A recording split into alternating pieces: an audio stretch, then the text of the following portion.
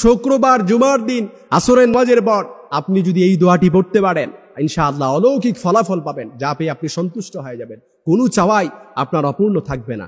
শুক্রবার জুমার দিন আসরের নামাজ যখন শুরু হয়ে যাবে, আসরের নামাজের পর একেবারে শেষ মুহূর্তে, মাগরিবের আগ মুহূর্তে, গৌধূলির সময় যেটাকে বলে, ওই সময়ে যদি আপনি এই দোয়াটি 21 বার পড়তে পারেন, সকলেই আমরা দোয়াটা পারি ইনশাআল্লাহ, শুধুমাত্র এই দোয়াটি 21 বার পড়বেন, আল্লাহর ওপর ইত্তেবা রেখে, ইস্তেআনাত রেখে, পরিপূর্ণ তাওয়াক্কুল রেখে, ইনশাআল্লাহ দেখবেন আপনি অলৌকিক ফলাফল পাবেন। এটা আমি বলে দিচ্ছি, কারণ শুক্রবার জুমার দিন এটা আল্লাহ তাআলার কাছে সর্বশ্রেষ্ঠ দিন, সর্বোৎকৃষ্ট দিন।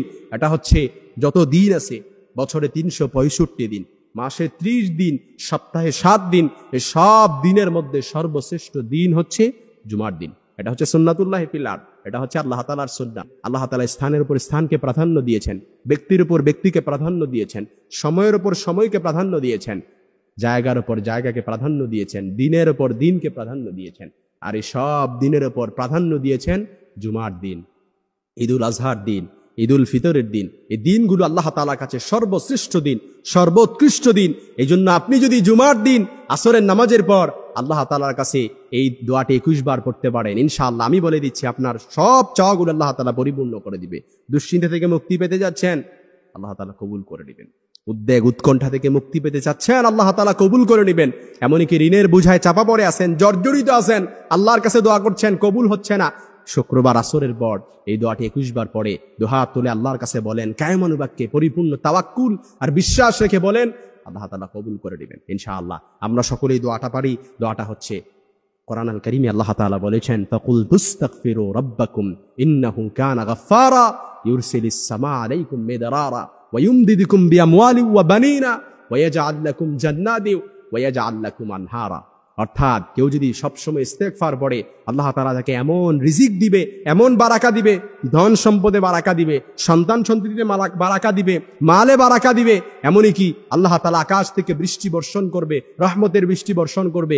আপনি দেখবেন সব সময় ইস্তেগফার পড়ার কারণে আপনার পরিবারের মধ্যে আল্লাহ তাআলা সাকিনা নাজিল করে দিয়েছেন, বরকত নাজিল করে দিয়েছেন। অসংখ্য ইস্তেগফার পারি আমরা সবাই, কিন্তু আমি আজকে আপনাদেরকে খুব দামি একটা ইস্তেগফার শিখাই দেব। ইস্তেগফারটা 21 বার করবেন, কারণ ইস্তেগফার এটা এমন একটা আমল, আপনি ইস্তেগফার পড়ার মাধ্যমে আল্লাহ তাআলার কাছে আপনি নত স্বীকার হচ্ছেন, অ্যাকনলেজমেন্ট, গুনাহের কথাগুলো স্বীকৃতি যাচ্ছেন, রিপেন্টেন্স, অনুতপ্ত হচ্ছেন, এমনকি আল্লাহ তাআলার কাছে আপনি প্রার্থনা করছেন। এই জন্য ইস্তেগফার এটা শুধুমাত্র যেনতেন আমল নয়। শুক্রবার জুমার দিন দোয়া কবুলের দিনে আপনি যদি এই ইস্তেগফারটি আসরের নামাজের পর 21 বার পড়বেন, আর আপনার মনে যত আশা আকাঙ্ক্ষা আছে সবগুলো আল্লাহ তাআলার কাছে বলবেন, আল্লাহ তাআলা কবুল করে নেবেন। কারণ জুমার দিনে আল্লাহ তাআলা সাইয়েদনা আদম আলাইহিস সালামকে সৃষ্টি করেছেন। জুমার দিনে আল্লাহ তাআলা সাইয়েদনা আদম আলাইহিস সালামকে জান্নাতে প্রবেশ করিয়েছেন, জান্নাত থেকে বের করিয়েছেন। এই জুমার দিনে অসংখ্য ঘটনা ইসলামের সাথে সম্পর্কিত রয়েছে। এজন্য এই জুমার দিন সর্বোৎকৃষ্ট দিন, জামানান আলা জামান, মাকানান আলা মাকান। আল্লাহ তাআলা স্থানের উপর স্থানকে প্রাধান্য দিয়েছেন, দিনের উপর দিনকে প্রাধান্য দিয়ে জুমার দিনকে শ্রেষ্ঠতর করেছেন। এজন্য সকলেই ইস্তেগফারটা পড়বেন 21 বার, সর্বনিম্ন 21 বার। মাগরিবের আগ মুহূর্তে, গৌধূলির সময়, যেই সময়টা খুব সুন্দর হয়, ওই সময়টাতে পড়বেন আস্তাগফিরুল্লাহ আল্লাযী লা ইলাহা ইল্লা হুয়াল হাইয়ুল কাইয়্যুম ওয়া আতুবু ইলাইহি লা হাওলা ওয়ালা কুওয়াতা ইল্লা বিল্লাহিল আলিয়্যিল আযীম। খুশি হয়েছেন? এবার অনেকেই দোয়াটা পারি, ইস্তেগফারটা পারি। এই ইস্তেগফারটা পড়বেন আস্তাগফিরুল্লাহ আল্লাযী লা ইলাহা ইল্লা হুয়াল হাইয়ুল কাইয়্যুম ওয়া আতুবু ইলাইহি লা হাওলা ওয়ালা কুওয়াতা ইল্লা বিল্লাহিল আলিয়্যিল আযীম। কয়েকবার দরুদ শরীফ পড়বেন, যে কোনো দরুদ পারেন পড়বেন সাল্লাল্লাহু আলাইহি ওয়াসাল্লাম। পরে আল্লাহ তাআলার কাছে দুহাত তুলে দোয়া করবেন, কায়মানুবাক্যে মুনাজাত করেন, একান্ত চিত্তে মুনাজাত করেন।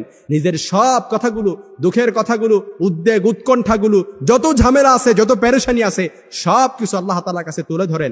গায়বী খাজানা থেকে আল্লাহ তাআলা আপনাকে মুক্তি দান করবেন ইনশাআল্লাহ।